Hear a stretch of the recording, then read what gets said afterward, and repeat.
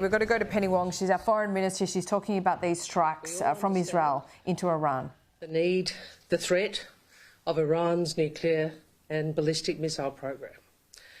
It represents a threat to international peace and security, and we urge the parties to prioritise dialogue and diplomacy.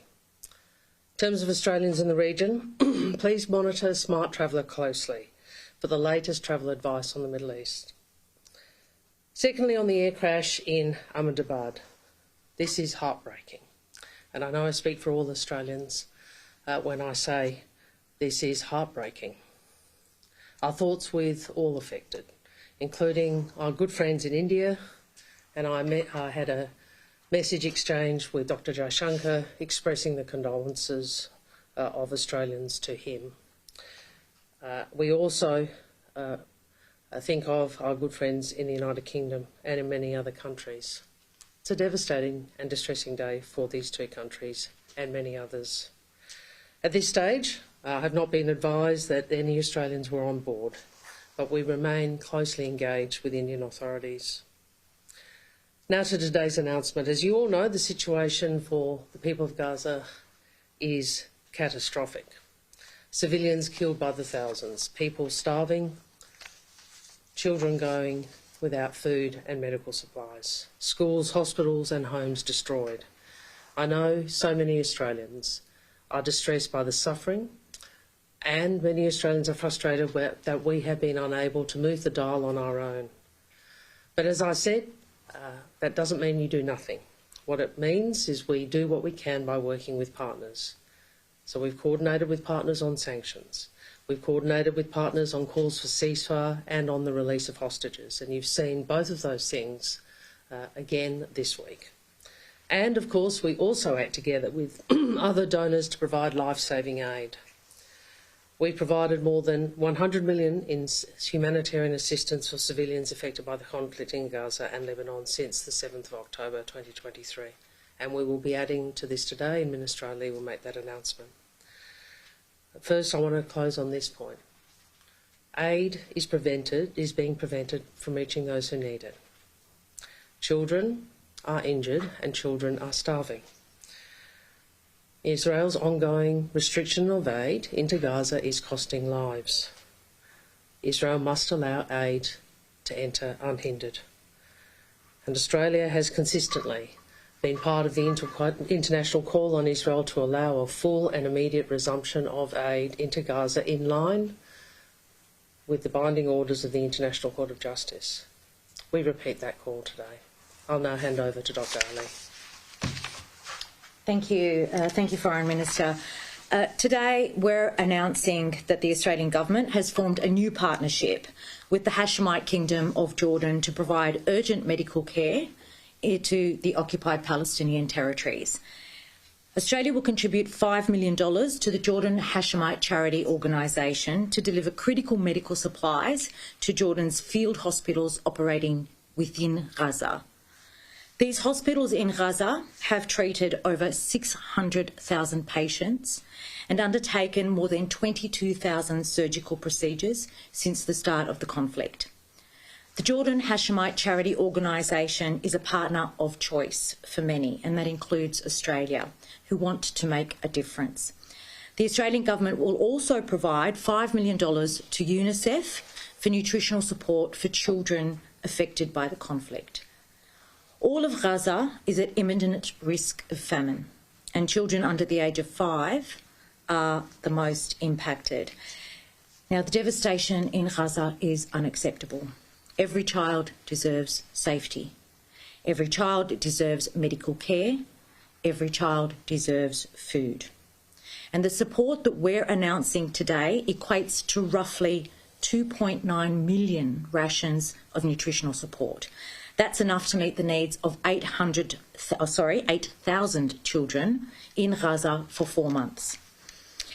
UNICEF is a key humanitarian partner for Australia. It's working under extremely difficult circumstances to deliver critical support to children who are experiencing some of the worst impacts of this conflict. And since the beginning of the year, more than 11,000 children have been enrolled in UNICEF's treatment of acute malnutrition. As the Foreign Minister mentioned, today's announcement of new funding takes Australia's contribution to more than $110 million to Gaza and Lebanon since October 7th. Now, Australia's support has the potential to make a real difference for thousands of people in Gaza, but we can't ignore the fact that the Israeli government has imposed severe restrictions on humanitarian aid access to Gaza. The partial lifting of the blocking on aid is vital, but it is still nowhere near enough. There needs to be consistent and unimpeded support to meet the population's most basic needs. And together with our partners, Australia will continue to call on Israel to allow the full immediate resumption and distribution of aid to Gaza, in line with the binding orders of the International Court of Justice. And I'll hand over back to the Foreign Minister. Okay, questions? To confirm, I suppose, is it still your assessment that no Australians are impacted by the Air India crash? That was my advice as I was preparing for this press conference, that as yet we've not had anyone reach out for consular assistance. Obviously we stand ready to provide support to Australians as required. Our PM is on his way to Fiji to meet with that country's Prime Minister. What will be discussed? Well, Fiji is a very important partner for Australia in the Pacific, and the Prime Minister Albanese and Prime Minister Rambuka are good friends. I was in Fiji a couple of weeks after the election as part of my initial visit in the second term to the Pacific. We really are grateful for the friendship and partnership that we have with Fiji. Obviously, we understand that we need to continue to work to be a partner of choice in the Pacific. And why do we have to do that? It's about Australian security, it's about the stability of the region, and it's about assuring the prosperity of all peoples of the region. Would he be better placed travelling to Washington and meeting with that country's well, he is travelling to the United States, including to Seattle, and then he is travelling to the G7. And if I can just push back on the sort of implicit proposition you're making, the Pacific matters to Australian security. The Pacific matters to the stability of our region. We're in a permanent contest in the Pacific, and the fact that we have senior ministers in the government, Prime Minister, the Deputy Prime Minister, the Foreign Minister, Minister Conroy and others engaging with the region demonstrates we understand how this matters to Australian security. Can I ask you both about something that has happened locally in Adelaide? There has been a death in custody. An Indian man became unresponsive while he was being arrested by police 2 weeks ago. Overnight, he's had his life support switched off. Tragically, can I ask you if and how you think this would damage India-Australia relations? Look, I understand that this is a matter that is being investigated by the South Australian Police and relevant authorities, so I don't propose to comment on that until that investigation has concluded.